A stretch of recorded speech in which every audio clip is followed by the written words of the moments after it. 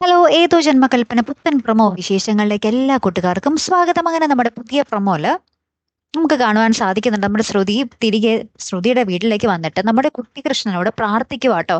എന്നിട്ട് പറയുന്നുണ്ട്, കുട്ടികൃഷ്ണ, ഞാൻ അവിടെ ഉള്ളത് എല്ലാവർക്കും ഭയങ്കര എന്താ പറയാ സങ്കടമാണ്, എന്നോട് എല്ലാവർക്കും ഭയങ്കര ദേഷ്യമാണ്, അതുകൊണ്ട് ഞാൻ ഇനി ഇവിടെ തന്നെ ഉണ്ടാകും, ഇതെന്റെ തീരുമാനമാണ്, ഞാൻ ഇനി ഇവിടെ നിന്ന് എങ്ങോട്ടും പോകില്ല എന്നൊക്കെ ഇങ്ങനെ പറയുന്നുണ്ടേ. അപ്പത്തേക്കും നമ്മുടെ ശ്രുതി ഭയങ്കര സങ്കടത്തിൽ തന്നെയായിട്ട് കാര്യങ്ങളൊക്കെ പറയുന്നത്. അപ്പുറത്താണെങ്കിൽ നമ്മുടെ സെലിൻ നമ്മുടെ അഞ്ജലിയുടെ മനസ്സിൽ നമ്മുടെ ശ്രുതിനെ പറ്റിയും പ്രീതിനെ പറ്റിയും പറഞ്ഞിങ്ങനെ മാക്സിമം ദേഷ്യം പിടിപ്പിക്കാൻ നോക്കുന്നുണ്ട്. അപ്പൊ അഞ്ജലി ലാസ്റ്റ് പറയുന്നുണ്ട്, അവരെ കുറ്റപ്പെടുത്തേണ്ട കാര്യമില്ല, എത്രയൊക്കെയാണെങ്കിലും അവരെന്റെ അനുജന്മാരുടെ ഭാര്യമാരാണ്, അതുകൊണ്ട് തന്നെ അവരുടെ ഒരു കുറ്റവും സെലിനായിട്ട് ഇവിടെ പറയേണ്ട ആവശ്യമില്ല എന്നും പറഞ്ഞ് നമ്മുടെ അഞ്ജലി സെലിന്റെ അണ്ണാക്കിലിട്ട് മറുപടി കൊടുക്കുന്നുണ്ട് കേട്ടോ. അതെന്തായാലും പൊളിച്ച് കലക്കി തിമിർത്ത് അല്ല പ്രേക്ഷകരെ.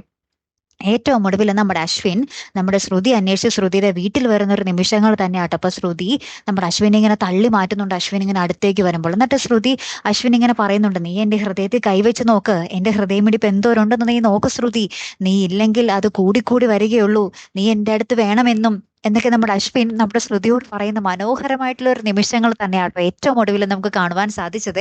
എന്തൊരു അടിപൊളി ലവ് സ്റ്റോറി ആണല്ലേ നമ്മുടെ അശ്വിൻ ശ്രുതി, അല്ലെ? കാത്തിരുന്ന് എന്നെ കാണാട്ടോ. അപ്പൊ അടുത്തൊരു വീഡിയോയുമായി വരുന്നത് വരയ്ക്കും ഗുഡ് ബൈ.